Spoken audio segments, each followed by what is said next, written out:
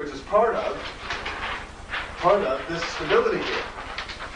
As you see it working quicker and quicker and quicker, you're going to become more and more certain, more and more stable about the fact that you can manifest your own reality, that you already are, and you can get better and better at it. And this is the steering wheel, more or less, of these four little things right there. Are there questions about that? Anybody got any questions about this? Yes? Yeah, what is being the future? Being the future. Well, you're being in the present, what we consider the present, although, everything is happening all at the same time. Future, the past, all that, right? Well, out of all the potentiality of what could happen in the next few moments, what's the most likely thing to happen? What you intend. This has been the way it's been your whole entire life. From your first breath, you have intended your next one, haven't you? You know that we breathe 21,600 times a day? So there's 21,600 intentions that showed up in your life every day. Yeah, nobody looks like they're starving. Everybody has intended to eat a meal a day at least, right? And that showed up. What most shows up in your life is what you intend. And that's true for everybody. Up until, and maybe even including, when you die. So what we're saying is that faster and faster, what you intend is going to show up, and more exactly what you intend. This trend is already going on. I mean, the whole deal of life is picking what you want to pay attention to, right?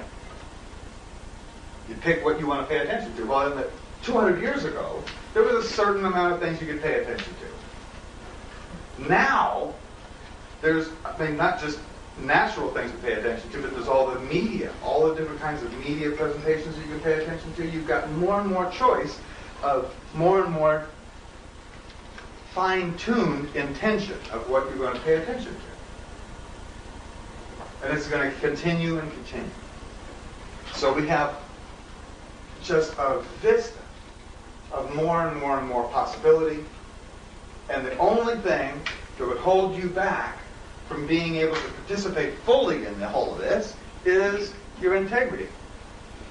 When your integrity goes out, then you're not paying attention to the present moment. You can't really have an intention from that point, and you're disconnected from source. So ethics and integrity are the absolute key. Of our presentation by Xel Lungold on the Mayan calendar. Let's welcome Ian back.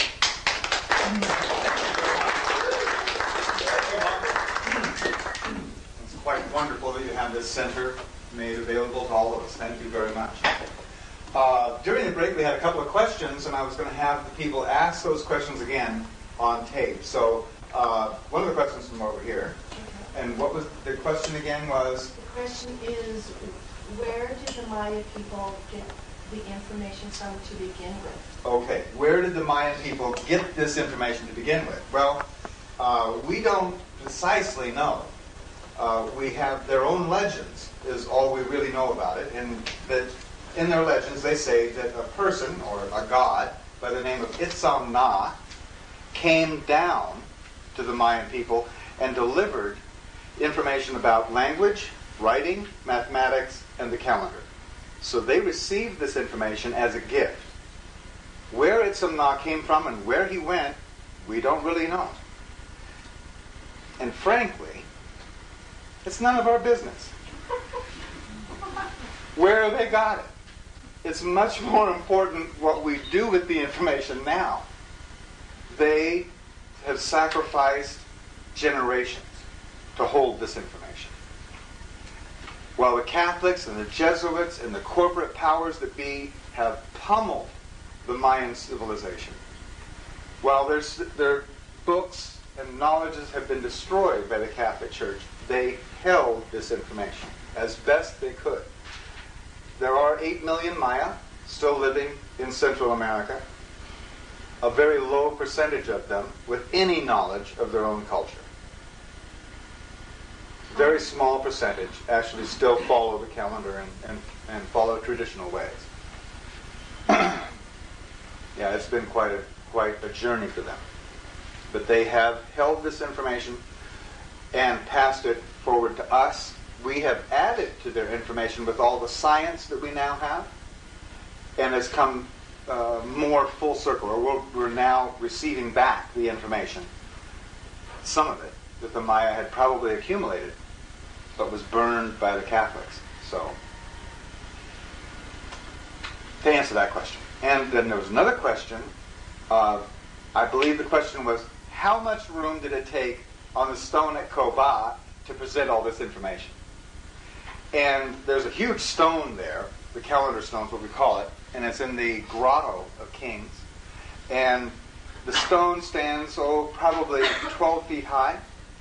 It's covered with glyphs. And one side of that 12-foot high monument is a bunch of Mayan writing.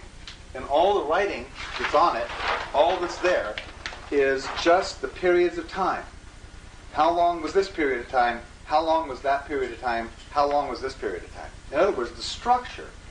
What Coleman had done is filled in with our scientific